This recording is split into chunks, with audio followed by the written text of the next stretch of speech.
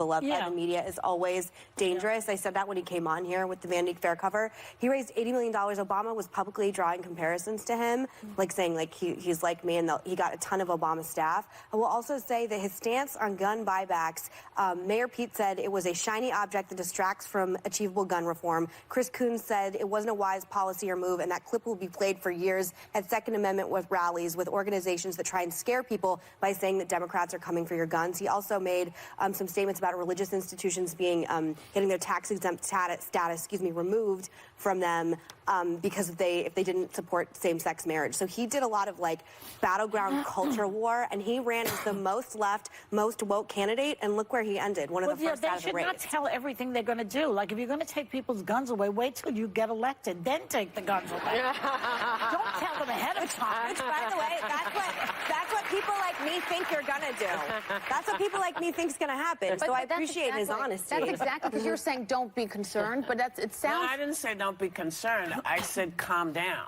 Because everybody wants the answer now, and it's just not going to come overnight. I think you have to do, someone that does do the seem work. a little bit, and I'll use the word concerned, is Nancy Pelosi. And I got an alert on my phone over the weekend, as I'm sure you did, and she's speaking out to the Democratic Party saying, if you want to win this election, you got to speak to the middle of this country. You can't be someone that just represents San Francisco and California. Well, I don't think Beto just represented that. I think Beto was speaking to the middle of the country. I do think that this is what we do. People sound good, and you throw them up against the wall, and it's like, hey, hey, hey. Yeah. You know, and then you kind of... How does anyone, like, with a straight face say that Beto was speaking to the middle of the country? I know, right? That's when I started laughing during that Come on, Whoopi. Like, come on. I know, right? Hey, everyone. Thanks for tuning in tonight on our lovely Monday night here. I'm Nina Prevost. And I'm Antonia Okafor. And this is the Trigger Warning 2A podcast. Thank you so much for joining in tonight, and feel free to hop into the live chat and ask questions if you want. As you guys were just watching, that was a clip from The View that we wanted to start off the show with, because as you heard, Joy Behar there was essentially encouraging Democratic candidates to, instead of being honest with the American people about their intent to confiscate our weapons, that instead they should just lie about it and then take the weapons after they're already elected. So, yep.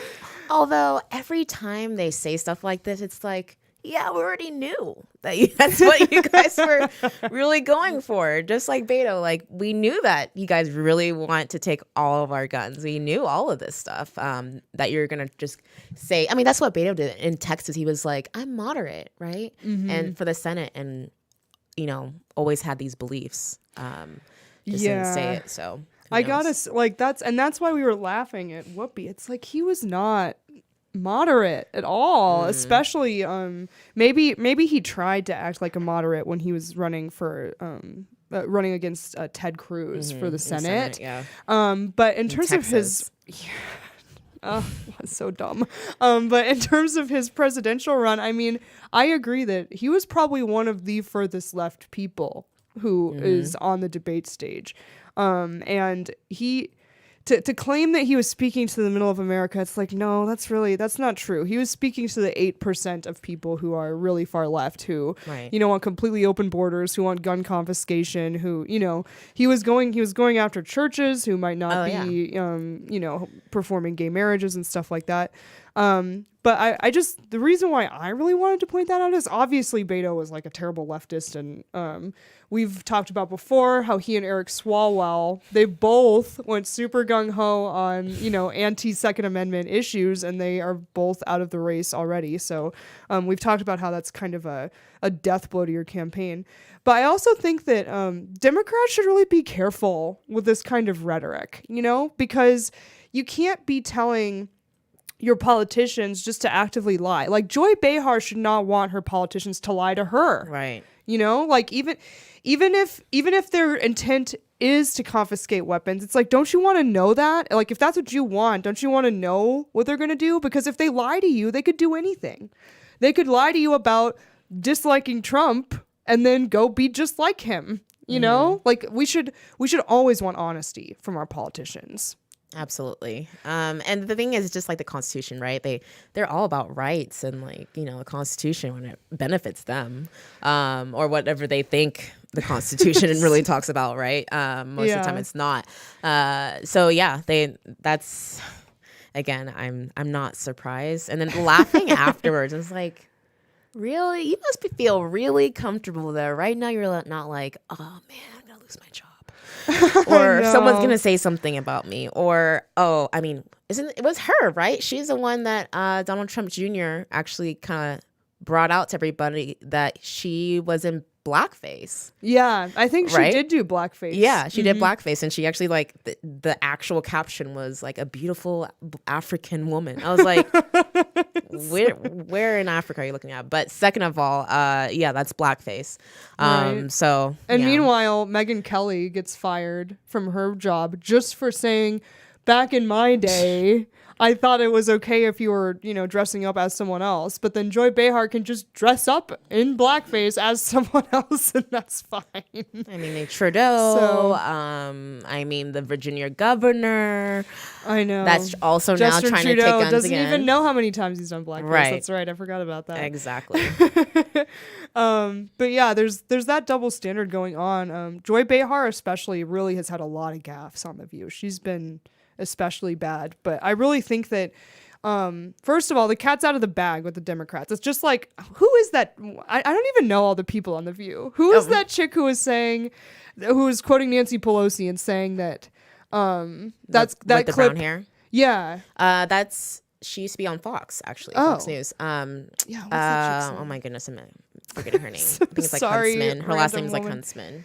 Yeah. Well, I agree that, that clip will be used forever Right, to show exactly. what the actual agenda is for the Democratic Party. And especially, it's like Joy Behar is basically saying, we all know that's what we want, but the American people don't want that. So, like, let's just lie to them. And so Because they're stupid. I mean, that's 'Cause the, they're the whole stupid. mentality. That's the implication, yeah. That's the whole mentality they have. Is it elitist? We're common, and the government will do what's best for you. You couldn't possibly be able to, be involved in your own freedoms and things like that. So And when it comes to, destroying the Bill of Rights, keep that on the hush hush till you're actually elected. Sorry. Yeah. I can't stand the fact that the Bill of Rights now has become something that people are just flippant about. Like none of those candidates seem to have any respect for the Bill of Rights whatsoever on the Democratic stage. And I guess their base doesn't really care about it either. They want to, not their base. It's really just Joy Behar. I bet most people don't want to be lied to. I bet most Yeah. Democrats still don't want to be lied to. But yeah, but what was that? Did we talk about that? I just saw a study where they're talking about how, particularly on the left, that they much rather be like taken care of. Like people always think, especially on our side, it seems like everybody wants freedom. Like that's natural. Like everybody wants. It's like actually there's a big contingency that actually wants to be just taken care of. It's right. true. And so it's like when we know the truth about a lot of that stuff, then we can come at it with like, okay, well maybe in their eyes and in their point of view that is, I don't know, part of being taken care of. So well, and that's the truth. When I kind of became a libertarian by name back in 2012 when I was trying to get Ron Paul elected, is when I found out how many people actually the idea of liberty is not appealing to them. They really would rather be taken care of. They want to be made safe. But the issue is that the government can't make you safe even if that was actually its intention, and it can't actually make you free either. All it can do is not interfere, and that's what makes you free is that it doesn't act. So and also to act only to protect our rights, and right. that is it. And for that to be the case, in my opinion, it would have to be a situation where, like, if you were a bystander on the street and you intervened in something, then that's when the government can intervene too. So, for example, like if you saw a woman have her purse stolen and you went and like chased down the purse thief and apprehended him or whatever and got the purse from that person and gave it back, and had to use some force kind of to do that, that would be a justifiable protection of that woman's property. And so in that instance, it's like a police officer could come in and kind of do the same thing, because in that instance, they're actually protecting the property rights of that woman. But in most instances, the government can't really, like, if it's intervening in a way that wouldn't be justified for another person to do it, then all they're doing is impeding on your liberties. And it's really easy to do a test to figure that out. Anyway, I'm off on a rant about the proper role for liberties government and stuff like that. Yeah. Speaking of freedoms, thank you to all the men and women who have fought for our freedoms. Yes. Happy Veterans Day to all that are out there. Yeah, Thank you. it is Veterans Day, and I do appreciate the people who are brave enough to risk their life and limb for America. Although, the whole libertarian thing, as you know, we have our beef with the current wars, but at the same time, I was thinking about World War II and D-Day, and I really the men who came up on those shores on Normandy, like, those men had a lot of courage, and I really appreciate people who are making sacrifices like that. Absolutely. And if you're a veteran, thank you for your service.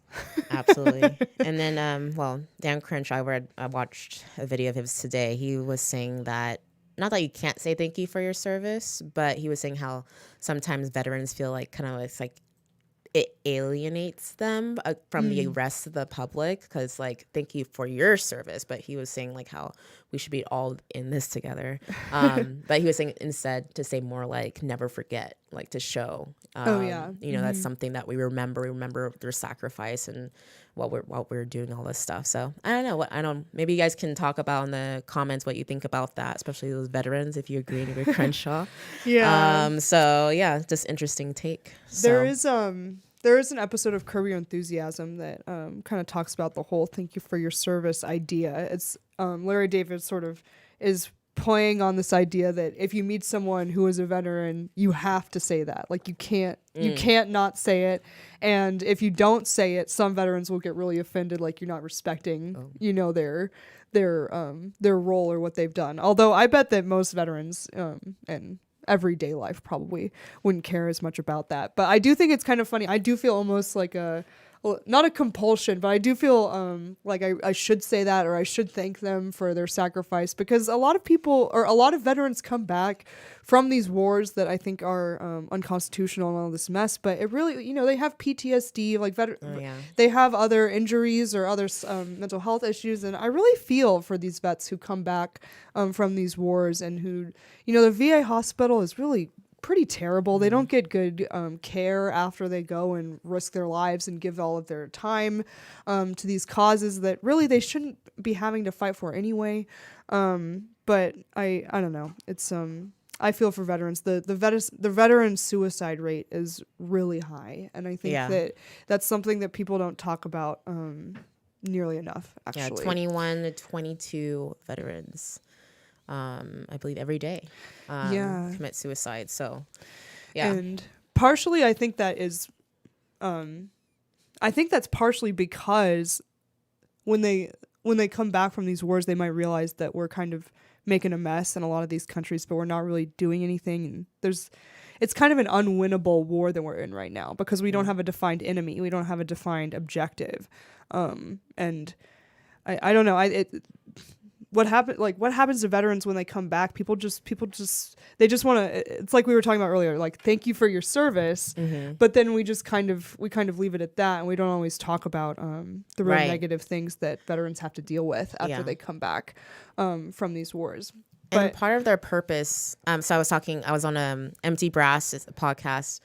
CJ, who's the host of it, and you guys will be seeing that podcast soon. But he's a veteran, and he was talking about how one of his good friends committed suicide about just a couple of months right after they got out of the service, and so he was saying, like, why that really woke him up, and was like, I need to have purpose. Like, after this, so many of us go into the service and serve, but then afterwards, it's like thank you for your service. Like, you already did it. Like, you never need to do anything after again, right? And it's like you're not needed, and a lot of them don't feel like they have that purpose. So it was really interesting to get that perspective as well. And Yeah, that's a good point too. I hadn't even thought about that because oftentimes if you are of the,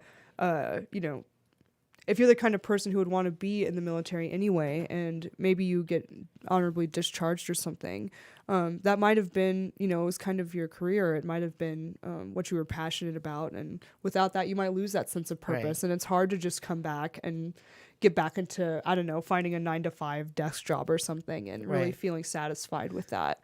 Especially the ones that had to be, like they were honorably discharged even, right? Like an injury or like even when the PTSD is so, debilitating, stuff like that. Like they didn't really get a say in, not continuing their service. And so I'm sure that is really hard. So, yeah. And the last thing I'll say about Veterans Day is just it's hard in the current state of warfare because technology has advanced so much and most of our warfare is with drones. But I still think that we would be in a better position and we would have better foreign policy if our president had to be actually out on the front lines, like George Washington style. Like he has to be actually out there fighting the battles. Whoever is making the decisions about war and when we're bombing stuff, like they have to actually be on site and being in danger themselves, because that's why even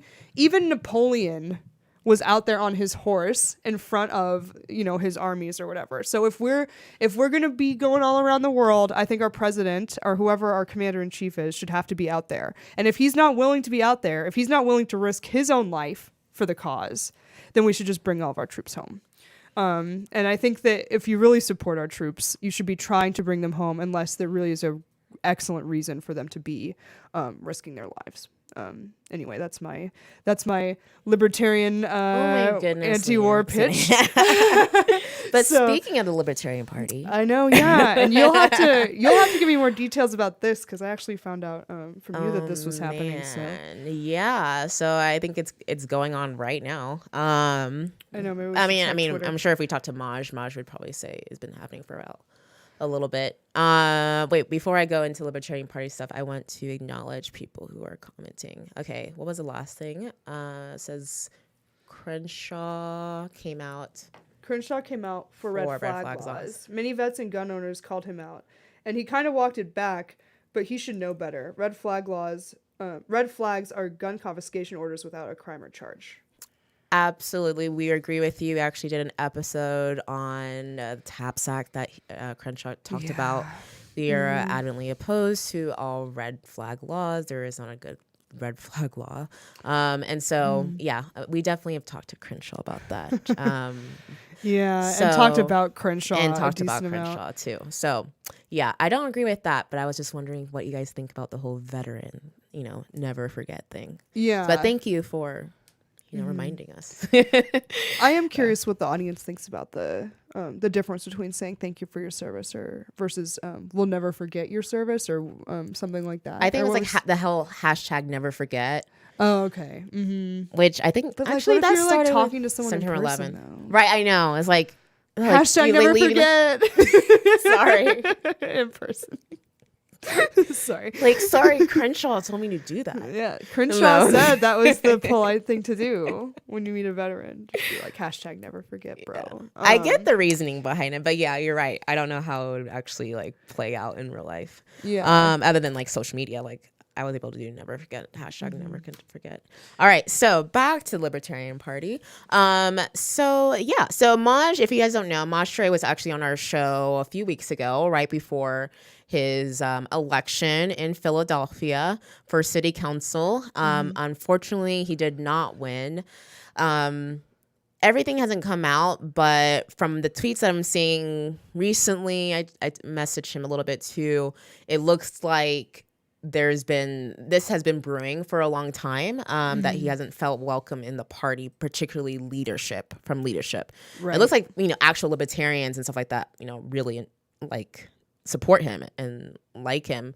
But he's saying he doesn't feel that way. And now it's kind of showing by actual libertarian leadership. Yeah. So what's going on right now? Okay, actually, before I even get to that, the couple of things that apparently this is what people are upset about if the libertarian leadership is upset. One that Maj talked about, a donor who, and he didn't say his name, a donor that, came up to him and was like, I'm going to talk to you. I forgot it was in person or on the phone. But essentially he just talked to him just to say that, oh yeah, I'm not going to support you because I don't think you're going to win. Like that whole thing that usually is outside the Libertarian Party that I cannot stand. Yeah. So that, and then later on he outed himself and was like, what the heck, whatever. So the guy did that. And then also now there's some rumblings that people that think that he might have said some homophobic stuff like back in his tweets, like back in the timeline, because people like to go back in timelines. I know people love to do that. Wait, so yeah, so Libertarian Party leadership accused him of being like homophobic because of things that he said a while ago? No, it's people who I'm sure, like, it's funny in the Libertarian Party, like commentators, whatever, like essentially anybody who's a commentator is going to be considered as someone people listen to. But like some people are saying that, like bringing that up and like that was part of it, which yes, they know about, So I really think though it's more about the donor and the donor. Well, I'm pretty sure this speaks volumes. So I'm going to read this whole Twitter exchange, which actually was only in the last 4 hours. That's really bad. Actually, this is worse. Yeah. So Maj Toure, and this is public. I don't think he would care. All right. I don't go to anti-gun businesses that don't want me there. Same here. If committees are evading their own rules to remove me, it speaks volumes. I don't go where I'm not. It says antis because I don't know. I'm using something else. I respect freedoms, choice, and movement, even when I disagree. Then somebody says, instead of assuming you knew what he was talking about and attacking him for it, wouldn't it have made more sense to ask for clarification? Now I see why he is leaving. Then one of the chairs, Joshua Smith, said, there is no attacking here. I'm on the committee that could remove him. There are a lot of people in leadership that have been going to bat for Maj, and this is pretty weak. And then Maj says, you should talk to Daniel Hayes. And then Joshua says, I do every day. Someone else said, I think it's been pushed for, but we get rumors all the time. And then Daniel Hayes, how long ago was that? So again, that was 4 hours. I don't know when Daniel Hayes talks and adds into that. And he says, earlier today, I made a unilateral decision to rescind the invitation to Maj Toure as the keynote speaker of the 2020 Libertarian National Convention. I called him and informed him of this. I did so without a formal vote of the Convention Oversight Committee, which I chair. This is so bad. Do they not understand how many libertarians love Maj Toure? Like I've gotten into some beef with, or not beef, but like little spats with some of the leadership of the Libertarian Party on Twitter as well. Oh, no. I know, with my pen name especially, but they've really been kind of going off the rails a little bit recently. Like, I'm not sure exactly what Maj experienced while he was running or what happened behind the scenes there, but on the front, it looks like they're abandoning some of the classic people, like the Nicholas Swarovski crystals. I know. That guy though, he tried to sass Thomas Massey for saying positive things about Ron Paul. He was like, "Yeah, carry that water for Ron Paul." It's like you're yeah, right. And I forget what else. I actually had a back and forth with him that was pretty crazy. But there was also a gal who she had been running as a libertarian candidate for the Senate, I think, and her name I think is Lee Santos, something along those lines. But she's a check-marked Libertarian Party person on Twitter. Yeah, she's got a check because she's not in leadership, but she was a candidate, and that's how people know her. Yeah. But she tweeted out this thing about how she had a new gun plan, and her gun plan was that, like, based on your age and like training, you could kind of like you could start with a little pistol and then you could kind of level up with years and time. Yeah, and like you'd have to pass a test to be able to own a rifle, and maybe you could only own a rifle if you were in your like 20s or so. You know, she had like this New whole York. like I know. Yeah. So she got horribly ratioed by like all of these libertarians on Twitter, and she's like, "Wow, like so many people are so mad." I guess that shows like why people think libertarian. I don't know. She accused libertarians of being too delicate or something like that.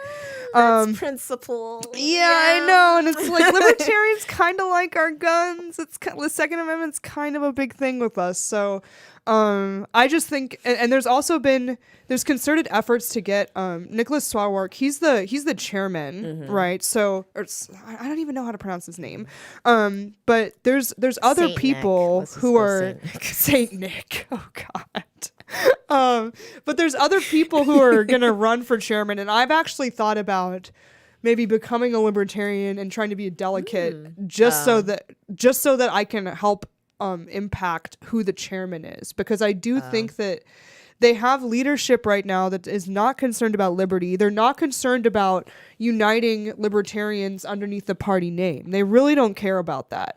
They actually care more about just, I'm not even sure. Like they almost are trying to go for like moderates, or like they're trying Not to. even I don't that, even more. know. There are a lot of people within the party who are not in leadership, but who are like, no, they're anti-Ron Paul. They're really, if they could be a Democrat, like they almost want to be Democrat, they're but kind they of don't trying want to to be a Democrat. lean that way if they exactly. could. Yeah, and I just don't think that that's going to work in the long run. Like the majority of people who would identify themselves as a libertarian politically don't support the Libertarian Party, and I think that speaks volumes. And obviously, we libertarians fight about everything, and there's the whole, you know, you're not a real libertarian. That's like our trope to each other. But we actually, I know, I'm such a statist for even thinking the government should do anything.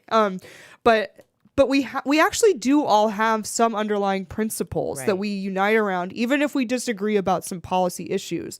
And to have the majority of libertarians dislike the party, I think is just a really big issue. And if they can't understand why Maj is popular or why Maj might actually bring people to the Libertarian Party, they are just lost. I mean, the party is gonna suffer immensely if they lose. Oh, I'm already seeing the ratio right now I'm sure they're getting ratioed on Twitter with this guy. Man, goodness gracious. Oh, I didn't even go because I knew there was something else to that. I knew that was kind of funny to me because I remember I was telling you that whole 4-hour thing. I didn't even finish that conversation. I wonder if he took it out. Oh, I wonder if he took it out. He might have. I mean, they'll it was the delete stuff funniest sometimes. part. But how well did Maj do? What was Not his very percentage? well. Really? Yeah. It's always so sad. I think that people just really, I don't know. Like It's 2,000 problems with votes, the right? Libertarian Party. Around 2,000. Because even, I'll be honest, this last election, not this one that we just did, but the one in 2018, there were a lot of libertarian candidates running for Congress and for Senate and stuff, but I tried to find information on them. Oh, yeah, you were talking about and the they didn't even website. have a freaking website. Yeah, so I just think that, you know, how do you expect people? I mean, I'm sure that Maj was on top. I mean, I saw his social media. He was promoting himself like crazy. Oh, yeah, he was out there.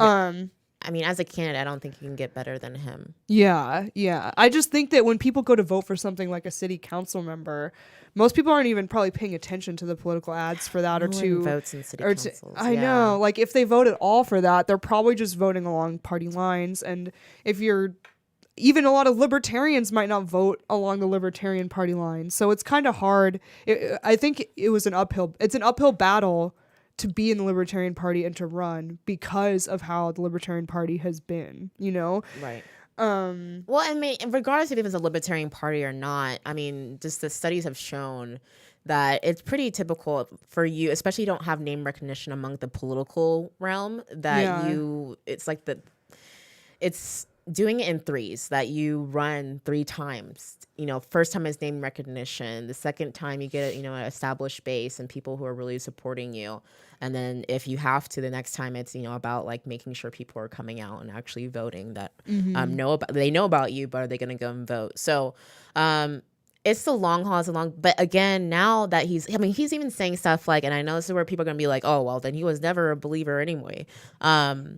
But he's like saying like stuff like, well, maybe I'll be a Democrat, maybe I'll be an independent, and just still have the same principle and everything, but have a different name. Which some people on there are also saying like you should have done that for Philadelphia. I don't really think that even having a D behind his name was going to help him, because a lot of the other people are Democrats. Yeah. And he was actually looking for the guy that he was trying to take out was actually a Republican. Right.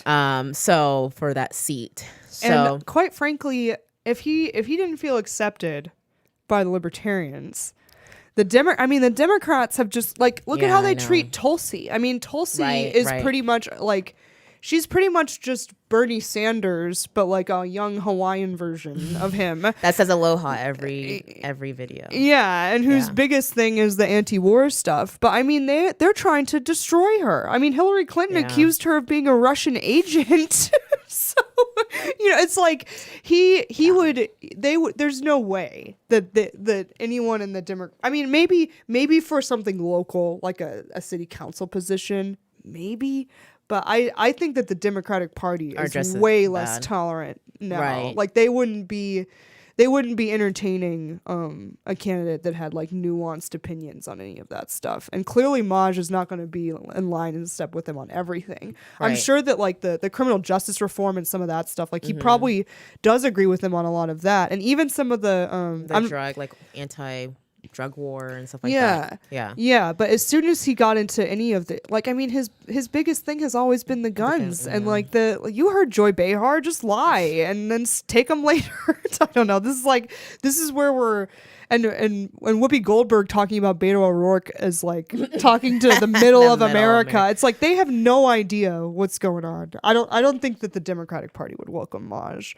That is true. And I feel, I hate the fact that he feels like he has to go somewhere. That's what I hate the most. Too. I told them, I was like, they were doing a whole thread yesterday, and I was like, if it's going to be Maj or this donor, dude, you guys are dumb if you're going to choose a donor. Maj. You should Maj is one of the best things that's happened to the LP. And so, and Sin157169, thanks for commenting. And I think it's not enough supporters of those that actually vote. Yeah, I hate that.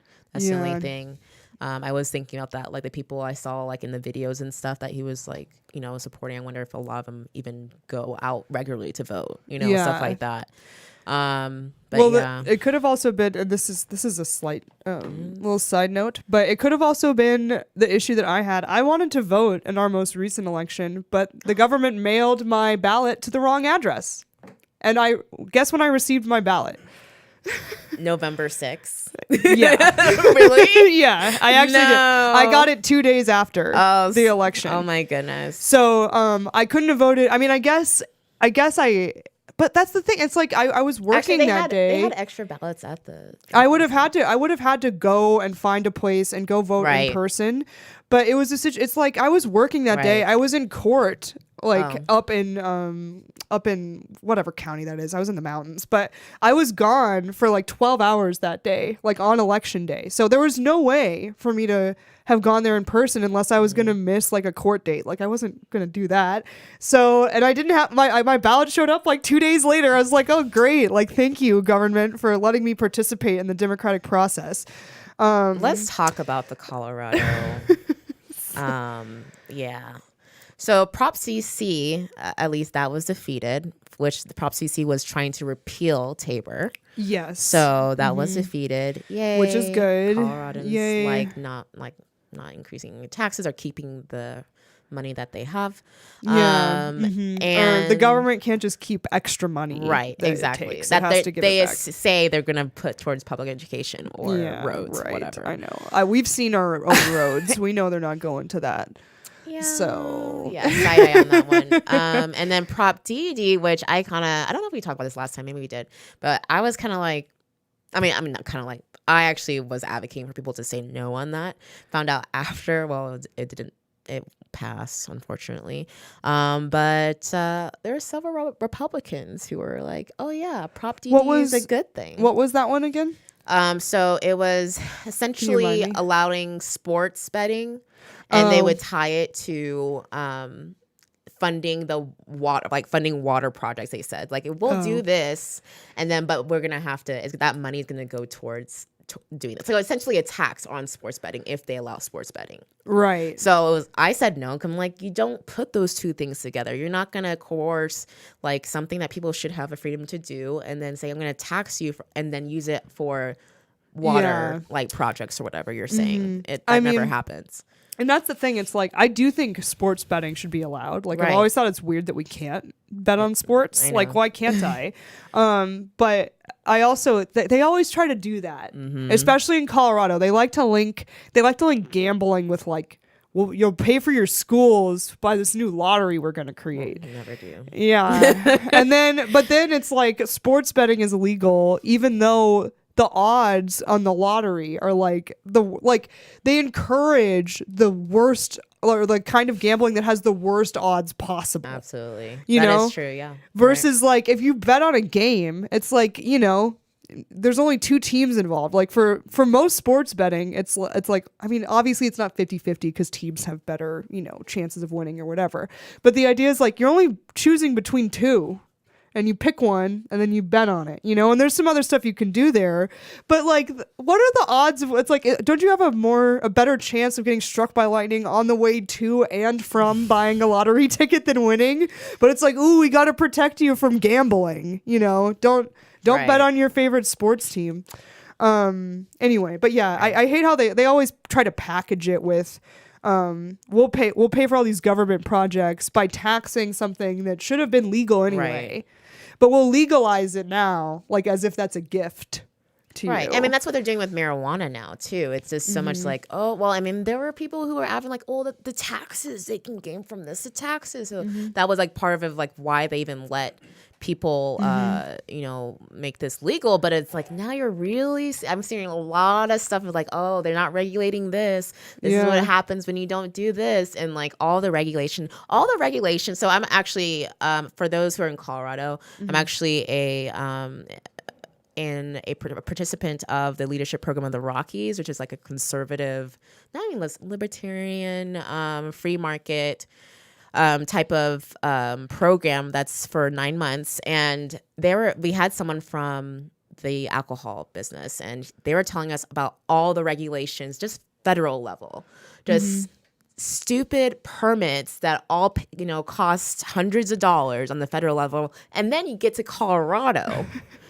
And per year, they're having to pay $14,000 on average in order to get these permits, just for permits, because it's in the alcohol business. And so, and they try to sell margaritas, and they were talking about why they're not billionaires, right? Like the reason, like how government keeps people from thriving and wanting to do the best that they can.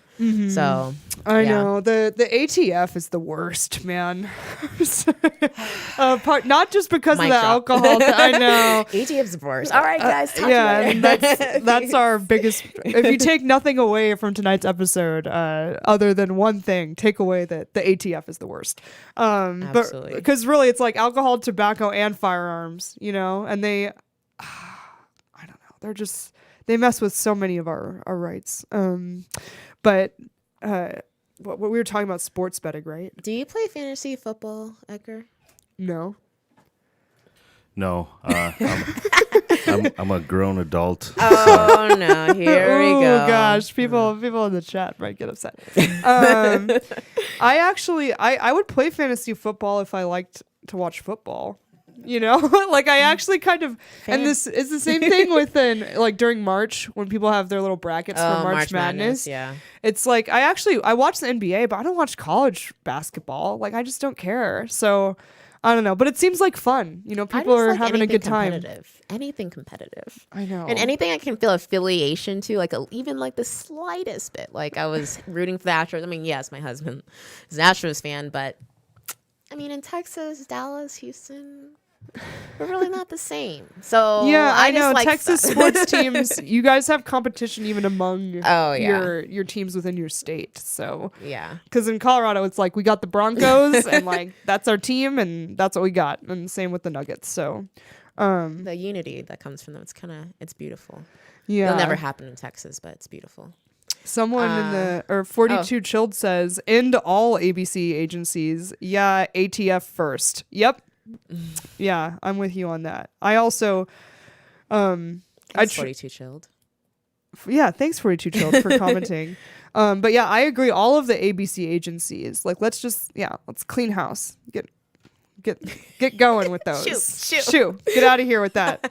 Especially, I've got big beef with entities like the FDA and stuff. Like, people just are like, oh yeah, the FDA helps keep our medicine safe. It's like, look at what kind of prescription drug problems do we have in this country, man? I mean, the FDA is just terrible.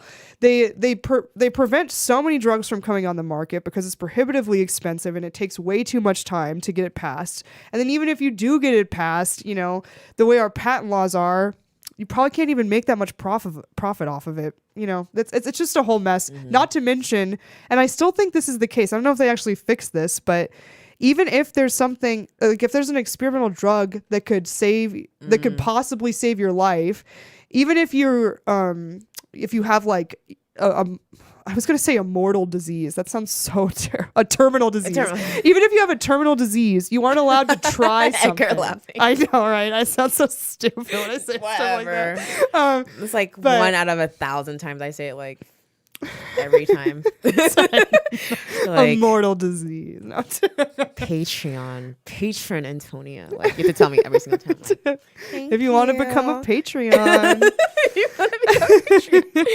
Yeah. Sorry. Go ahead. No, I mean, I won't start my rant about the FDA. I trigger a lot of people with that because you'd be surprised how many people love the FDA. Like, people really think that if we got rid of the FDA, all of our food would be poison. You wouldn't be able to trust anyone. Like, bars would just be poisoning people with like bad liquor and everyone would be going blind. You know, people get really protective of their ABC agencies. So Learn Liberty has a really good video about that. I remember like being a baby small L libertarian when I was just a baby libertarian and watching those videos, and it's like the PragerU for libertarians, but it's so informative. And I remember that whole thing, them talking about that, like, no, if someone actually wants to make a profit, they're not trying to actually poison their customers. I know. It's not great for business. Because you can only, it's like, have you ever watched that show with Gordon Ramsay, Kitchen Hell's Nightmares? Kitchen? Oh, okay. Or, yeah, that one. He has another one. It's pretty much Kitchen Nightmares, but he just only spends 24 Where he like hours revamps there. it?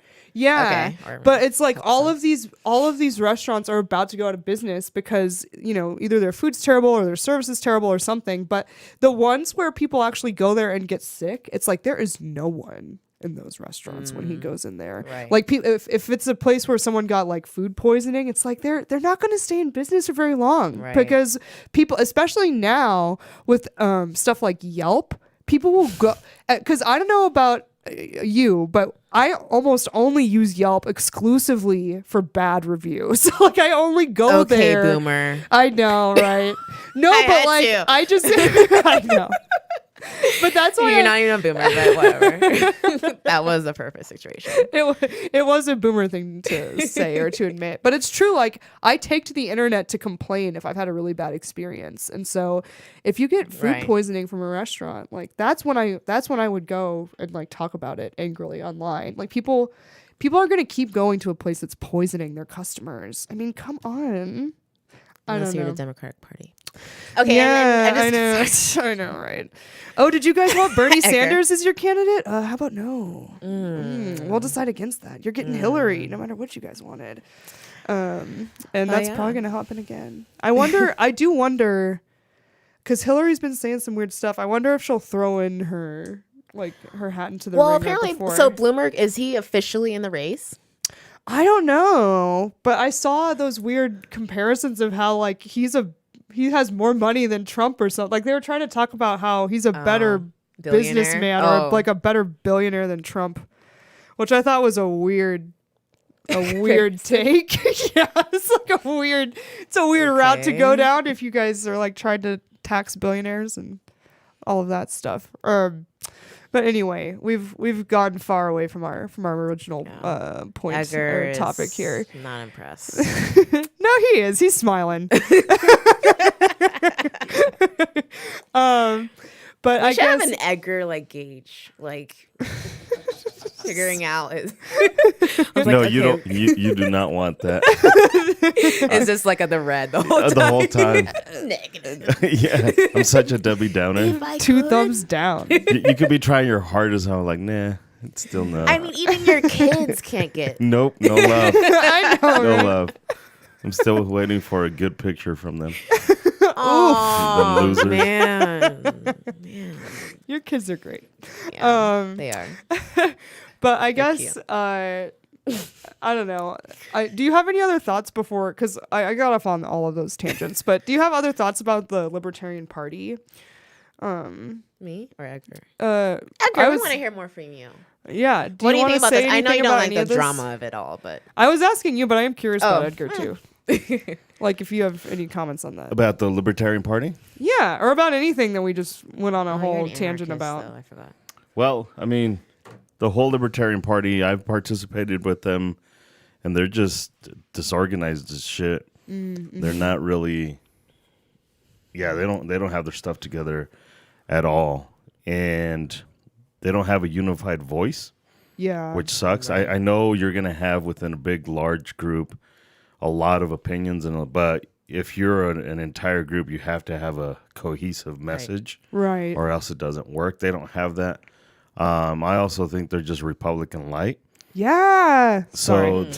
So Getting too excited you- about this comment. the further out we're out from the founding of the Libertarian Party, the more it just becomes the Republican Party. Yeah. So How? In what way, though? Because they're definitely. I was going to talk about that. The whole Bevin governor race and how they brought out something afterwards saying, "Yeah, the taste of sweet tears of defeat, Republicans, even though they lost and whatever." But because people are saying, "Oh, the Libertarians are the reason why."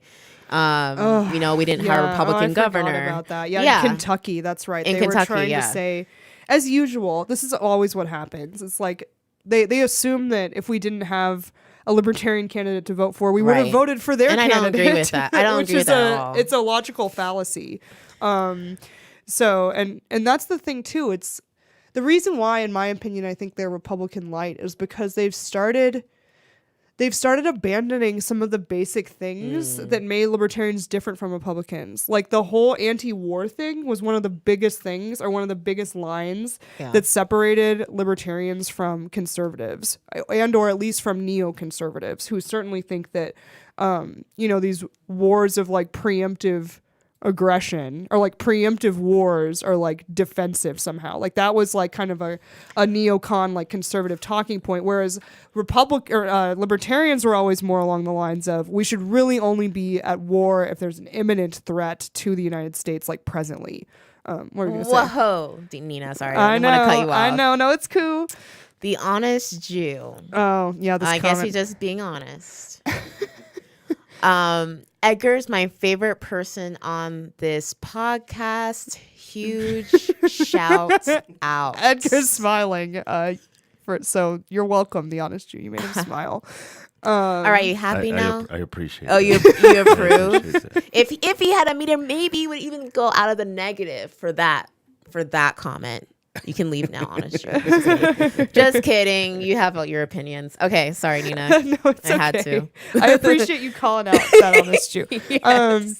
And someone was, or Sin in the content or in the comments was saying differentiate the difference between Republicans and Libertarians again. It's like, well, they probably said that before I just went on that whole thing. But that was one of the big differences, was that. Also, the whole war on drugs was always a huge issue, or a big difference between Republicans and Libertarians. So you're saying that they're not? Is it because they're not?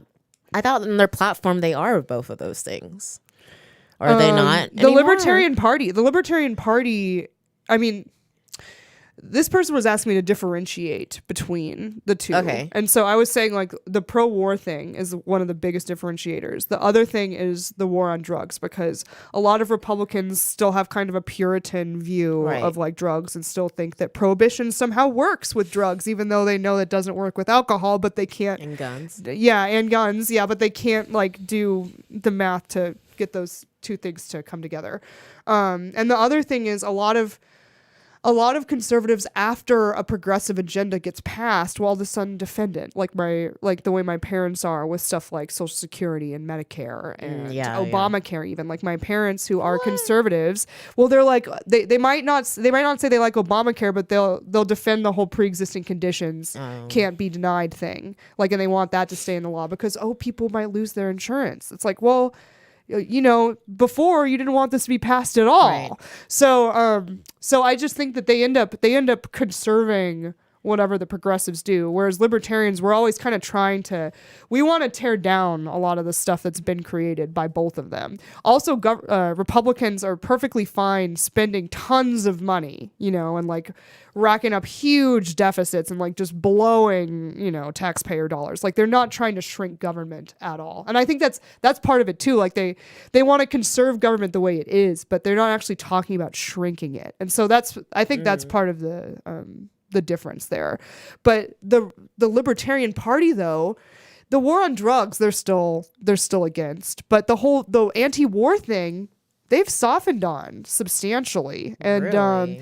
Yeah, and even some of the whole free speech stuff, there's weird stuff where they're like, we don't like hate speech. Like, there's been some of the libertarian like candidates who have said some stuff like that. And then there's that woman who just, you know, went out there and was like, here's my new gun plan, and just, you know, it's like, that's someone in the Libertarian Party who thought it was appropriate to talk about having like tests before you could buy, like, you know, a basic rifle.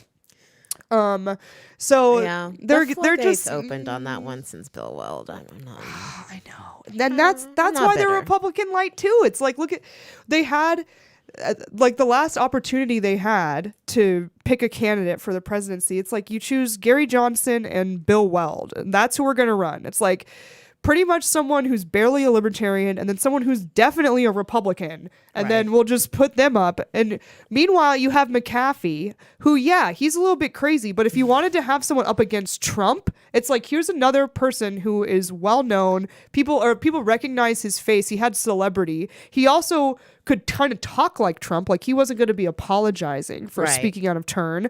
And he actually had like valuable accolades, like he understands cybersecurity and the whole idea of like cyber warfare and stuff like that. Like, he actually is, even though he's kind of older, like McAfee's actually older than you would think, he actually had some good ideas and some good accolades. Like, he had some stuff that actually might make him a candidate that libertarians would like. But they didn't even try him. They're like, no, we're going to go super vanilla with it. Isn't he on a boat still, though? Yeah, because he evaded taxes. But because of things that I think are actually very legitimate. Like, to be honest, I'm probably still going to write in McAfee this go around. Like, no other candidate has proven themselves to be better on these issues. And even stuff like the Second Amendment, like McAfee's not trying to confiscate weapons or like ban bump stocks or like ban silencers, or, you know, he would have been a much better, like, on that one opportunity when we had to like make a big bang as libertarians in a political race or in a presidential race. It's like, we chose like the most vanilla candidates we could. Like, Gary Johnson has no charisma, man. Like, what were we thinking? Anyway, I wasn't involved, I guess. But well, it seems like what I'm hearing from a lot of the libertarian for president candidates right now are, yeah, I'm sick of like 3 cycles of former Republicans, or like the whole Republican light type thing, right? And like actual people who have not always been, but at least have really stood for the Libertarian Party. And that seems like the theme, that they're sick of, you know, the Gary Johnson days. You know, it was like 2-3 years ago. But well, but he's been, how many times in a row has he been the candidate for the Libertarian Party? It's been several times. I thought it was like, maybe I was wrong about that, because I would be getting pretty young at a certain point. But I feel like Gary Johnson has been sort of the face of the Libertarian Party for kind of a while, or like he's the person who they keep running for president. Right. That's sort of what I thought. I thought that might have been like the 3rd time, but maybe I'm wrong about that. The live chat can correct me. Let's see. I don't know how to pronounce that person's handle.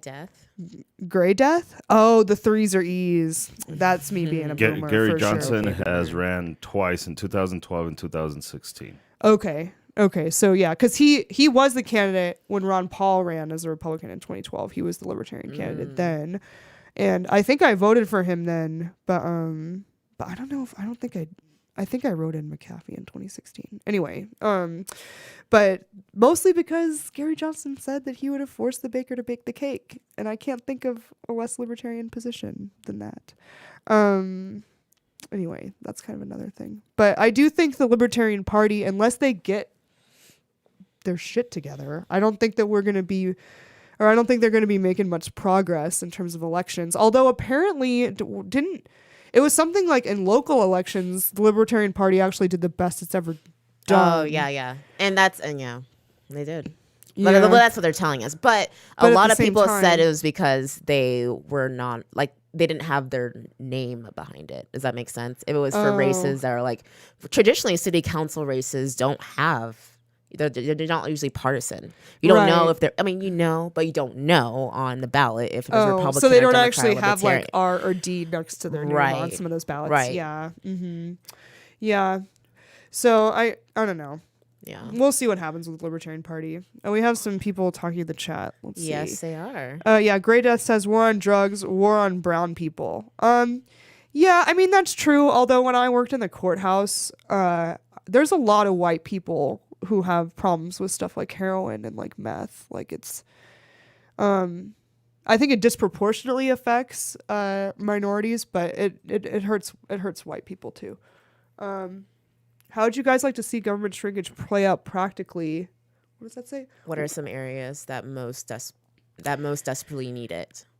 I mean, I just think the executive branch is out of control. The executive branch is effectively writing legislation because the Congress keeps giving authority to all of these, like that person was talking about the ABC agencies. Like we need to start abolishing some of them. There's no constitutional authority for any of that stuff to exist. So, yeah, let's see. Rights don't require permission or regulation, just like you don't need a permit for church or a book. Yeah, I agree. And that's something I've said before. It's like if the First Amendment was regulated even close to how much the Second Amendment was, people would be up in arms. Because could you imagine having to get a permit to go to church, or having to get a permit to like write a book? You know, it's getting there, and a lot of like I love how, and a lot of the left, anti-gun left, will use that whole thing on. Well, I mean, there are limits on free speech in the First Amendment, so clearly we can put limits on the Second Amendment. Like that's like their new thing now, and I'm just like, actually, let's go back to the beginning. Yeah. There should not be any limits to the First Amendment. your whole starting premise is wrong. Yeah. Yeah. So, yeah. But it's true though. I mean, they in effect, they are trying to push for this idea that you might need a permit to be, or not a permit, but you know, you could be punished for stepping out of line with what you say, and not even just in situations where, because people always try to say like you can't yell fire in a crowded theater, but actually you can if there's a fire. You know what I mean? Like there's never a hard and fast rule that you can't ever say X, but they're trying to do that. Like, did you see that law that got proposed in Massachusetts? Oh, the B word. Yeah, you're not. They wanted to ban saying bitch in Massachusetts, and it's like that's not going to work. And also, there's way worse swear words to use against a woman if you want. So that's just really strange. But they're trying to do that. I don't think that law would pass constitutional muster if it got challenged, though. What does that say? Have you seen any of Trump's policies affecting the 2A communities? Personally, was hoping for concealed carry reciprocity, but realistically, ain't gonna happen. A guy can dream. Sin says they do in Texas. 42 Chilled says bump stocks are already federally banned. I laugh at politicians who talk about banning them more. Double banned? Yeah, and then Grey Death says again, hurts everybody, but war was used to destroy mostly brown families. Yeah, there's a lot there. Yeah, I mean, I don't know. I don't know if Trump doesn't seem to be like pushing the Second Amendment thing in a good direction. Like he doesn't seem to be very gung ho about being anti-gun, but he's not helping. Well, someone was talking about, I was actually listening to a podcast on my way here, and they were saying, I mean, I don't know if I 100% agree, but like, maybe he doesn't agree with it, but he understands that, that Trump is from the North. He was a Northern Democrat. The culture is different there. He's not going to understand things like bump stocks, like suppressors and stuff like that. Do I think that he is then exempt because he is the president of the United States? He should be the president. I mean, come no, on. but yeah, but I mean, I do understand that, but my parents are Nigerian. Didn't even talk about the Second Amendment when I grew up. I know the difference between 223 to 556. So I mean, I don't know. The whole education thing. I don't know, but yeah.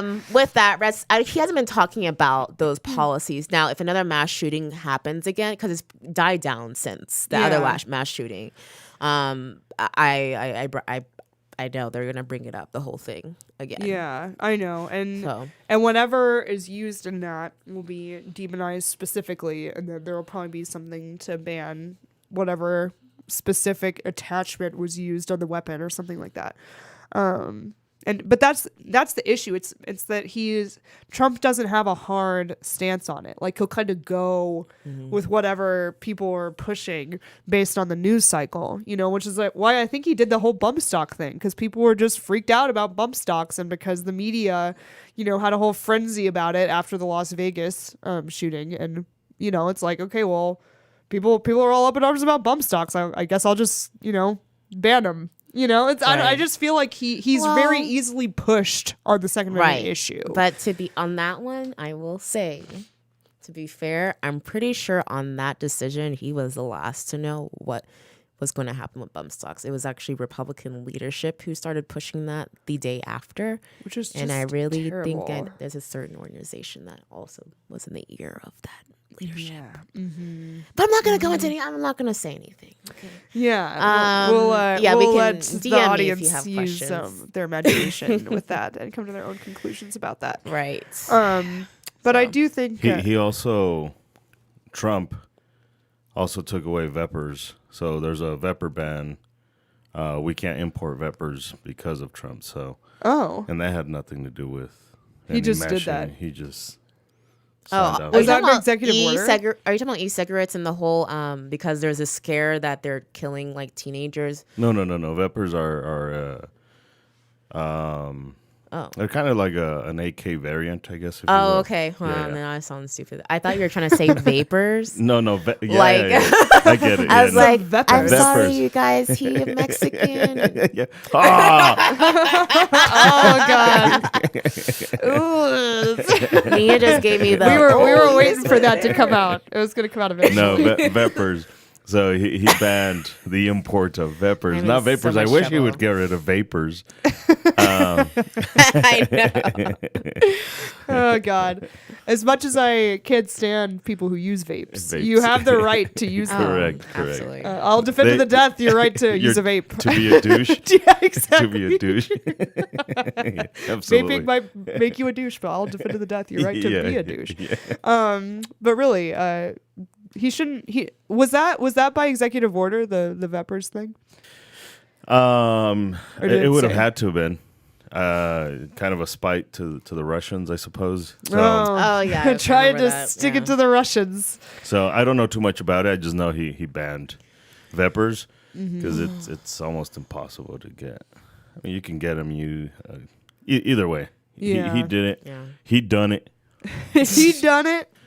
And, But yeah, I mean that's someone I forget who had asked. How do you see the shrinkage play out practically? I mean, we need to rein in the power of the president, man. Because if he can just write an executive order like that, like where is Congress? They've just and this is something I've talked about that I learned when I was in law school. Congress has just delegated their duties. Yeah, they just keep passing it to the president, and then that's why presidential elections are such a circus in this country, because it matters so much who becomes president, because that pen is so powerful. But if Congress actually had done their job and actually handled legislation themselves instead of punting it this whole time, the office of the president wouldn't. It should be not what's that quote? Instead of it being so powerful that it matters like infinitely who it is, it should be so not powerful that it doesn't matter at all, almost who it is. Because really the president should just be enforcing what Congress does. The president should not be writing legislation from the Oval Office, not even a little bit. So No. they don't realize the amount of nicotine in those things. She's talking. I mean, they're talking about the. Honestly, she said terrible. There are these kids in my neighborhood, 6th to 8th grade, vaping like nobody's business. I mean, even that. I'm sorry, but they're not even supposed to vape. I know. Like, so that's the thing. Is like, okay, so there are people doing illegal things. Yeah. Whether it should be or illegal or not. I mean, they were doing something illegal. They're not. They're It's the too whole- young to even be doing that. So why are we punishing everybody? It's the same thing. It's like people will never learn from prohibition, you know? Yeah. And people try to use the prohibition argument for other things like violent crime or like Right. abortion or something, but it's different. It's like those are illegal because regardless of whether they happen or not, we want to do something to somebody who wants to commit an act of violence. But smoking a vape it's like, or like having a drink or having a joint or whatever. It's like these are things that only affect you personally when you do it. And so that's why it's like you can't if they ban all vapes, all that's going to happen is a black market of like vapes, and then we'll get the stuff where like in prohibition where, you know, people were making moonshine in their bathtubs and then people were going blind and stuff. It's like that's what'll happen. You'll get black market vapes that then now have chemicals in them that we have no idea what they are, and people buy them on the street, and then, you know, it's just people will never learn. The funny thing is that's the opposition's narrative for against vaping is that, oh, well, we don't have enough research on vaping. We don't know really what's in it. It says it's healthier than cigarettes, but then what's in it? We're not going to know until we regulate it, right? Yeah. That's so stupid. Yeah, let's just. It's like Nancy Pelosi, like, we're not going to know what's in the Obamacare bill. You have to pass Obamacare to know find out in. what's in it. It's like, how are you still in office? Like, come on. I don't know. Even if you agree with all of her policies, like, based on that statement alone, wouldn't you want to vote her out? She doesn't even read what she votes on, man. Anyway, all right. Sorry. I think we should. I think that'd be really cute, but